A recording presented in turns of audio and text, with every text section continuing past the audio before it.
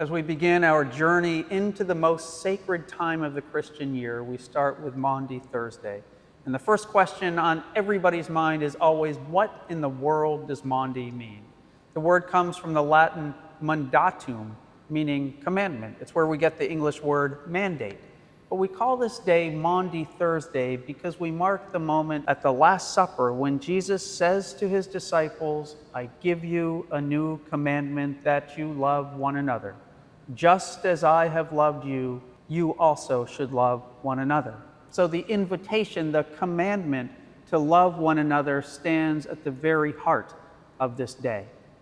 The Maundy Thursday liturgy is rich with meaning and ritual action as we move from the upper room and the Last Supper, the institution of the Eucharist and the washing of the disciples' feet, to the Garden of Gethsemane on the night before the crucifixion.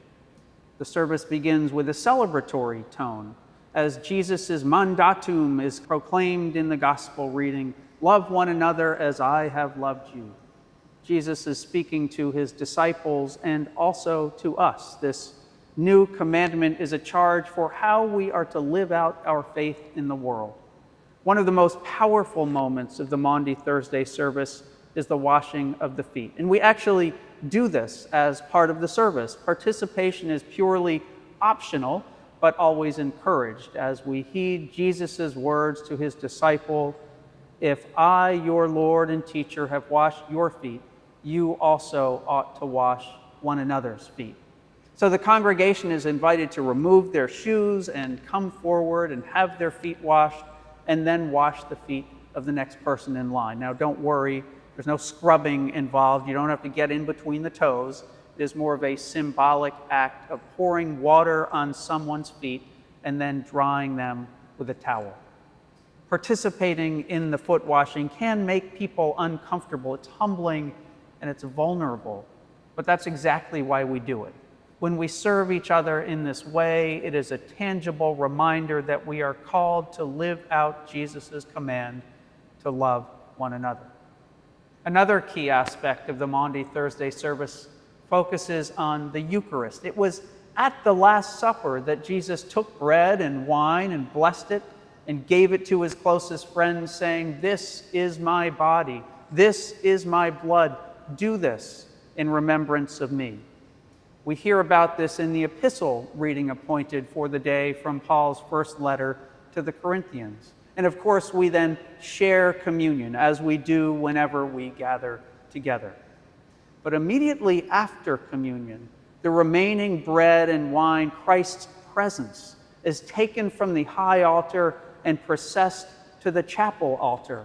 The brief procession symbolizes Jesus and his disciples walking out of Jerusalem, down the Kidron Valley, up the Mount of Olives, and into the Garden of Gethsemane. This chapel altar, adorned with greenery, now representative of the place of Jesus' abandonment and desperation, is known as the altar of repose. Finally, at the end of the service, the lights are dim. The choir sings Psalm 22, which begins, my God, why have you forsaken me?" And the altar, the hangings, the flowers, the candlesticks, everything is stripped bare. It is both dramatic and painful to watch, and a place of celebration is turned into a tomb-like space. Through the stripping of the altar, we are reminded that Christ's crucifixion leaves a void in our church and in the world, and we experience something of the disciples' sorrow as their Lord was taken from them. The people then leave in silence. After the service, what is known as the watch begins. Parishioners are invited to pray in front of the sacrament that has been reserved or set aside on the chapel altar. This allows us to respond to Jesus' words in the Garden of Gethsemane, "Will you not watch with me 1 hour?"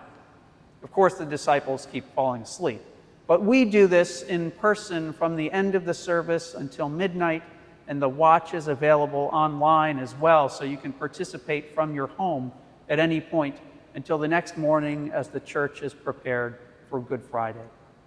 So Maundy Thursday begins the central journey at the heart of the Christian faith. It is really the first act of a 3-act liturgical drama that continues with the services of Good Friday and the Easter Vigil. I invite you to join us as the journey continues.